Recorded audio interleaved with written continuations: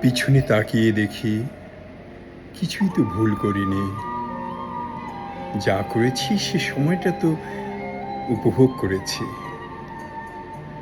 নিজের দোষটুতি না ঘেঁটে যে মোমেন্টটা, যে সময়টা, যে মুহূর্তটা ভালোবেসেছেন, তার জন্য এখন কষ্ট পেয়ে লাভ কি?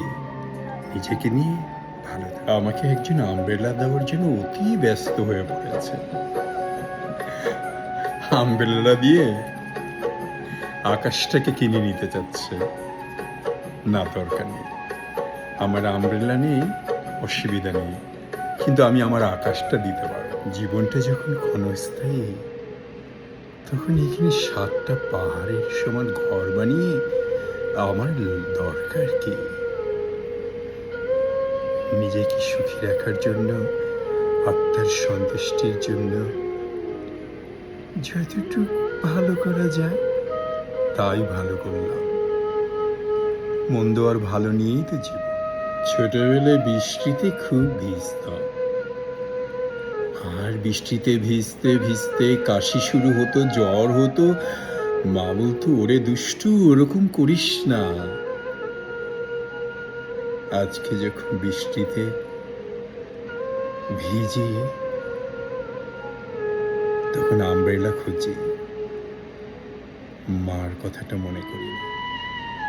পাশের ঘরেই, পাশের গ্রামে, পাশের দেশে নিথর মা শুয়ে আছে। করোনার দোহাই দিয়ে একটু ছুঁয়েও তো দেখলাম না। কত স্বার্থপর আমি। না, করোনা তো আমার। মার যদি করোনাতে আবার কিছু হয়ে যায়, তাহলে কি আমি স্বার্থপর?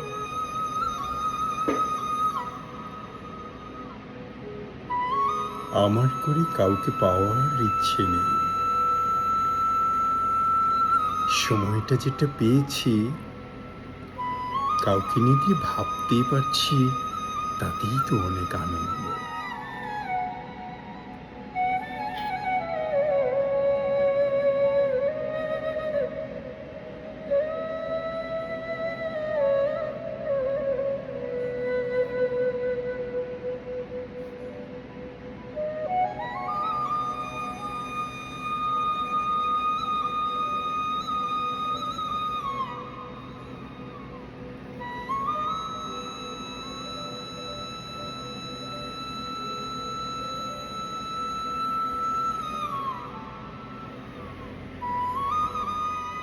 তুই যদি আমার হইতি রে, তুই যদি আমার হইতি রে, আমি কিন্তু হইতাম না তোর।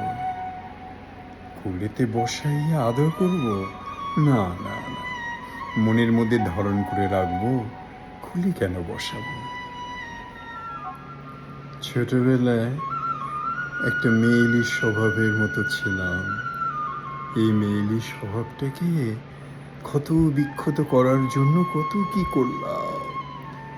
ব্যায়াম করলাম, ফুটবল খেলা শিখলাম, ক্রিকেট খেলা শিখলাম, এখানে দৌড় দিলাম, ওখানে দেখলাম, গলা ভারী করে করে মহরম কবিতা পড়লাম, বিদ্রোহী কবিতা পড়লাম গলাটাকে ভারী করার জন্য।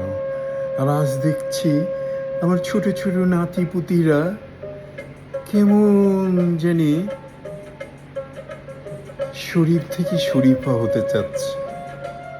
কালকে দেখলাম আমি বেহেশতের বাগানে খুব ছুটাছুটি করছি, এই এরপর থেকে ওই দিকে যাচ্ছি, ওখান থেকে ওই দিকে যাচ্ছি। তখন অ্যাঞ্জেলরা এসে আমাকে বলল, এত অস্থির হচ্ছ কেন? একটু চুপ করে বসো, উপভোগ করো তোমার এই স্বর্গ। তখন আমি ওদের বললাম, আমি তো সেই ছোট্ট সন্টুকে খুঁজছি, তাকে তো পাচ্ছি না। মাঝে মাঝে নিজেকে দেখি আর ভাবি, আল্লাহর কি অপূর্ব সৃষ্টি, কি সুন্দর করে হাসি, গালে আবার টোল পড়ে, আবার চুলগুলো এরকম উঁচা কইরা দিছি, আবার কাপড় চোপড় সুন্দর করে পরতে পারি। হ্যাঁ, তা আলহামদুলিল্লাহ দেখে তখন ভাবি যে আমাকে বানাইছে সে নাকি আরো কত সুন্দর। শুধু বলতে পারি মাঝখানে আমি দু একজনকে খুব মন প্রাণ দিয়ে ভালোবেসেছি, আদর করেছি, দরদ দিয়ে দিয়েছি।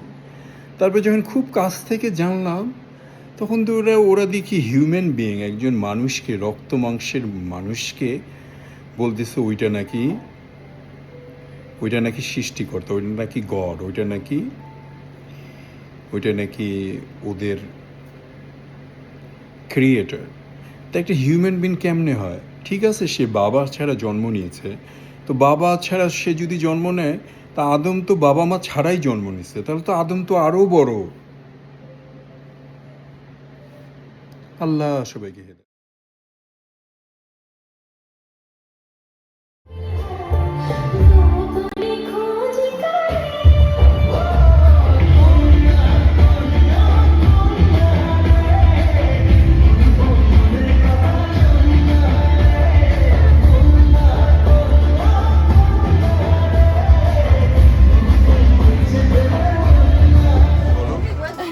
Thank you for coming. তোমরা everybody say one word.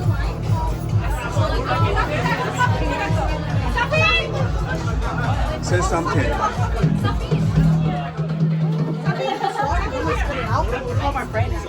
Sabi ni Stevie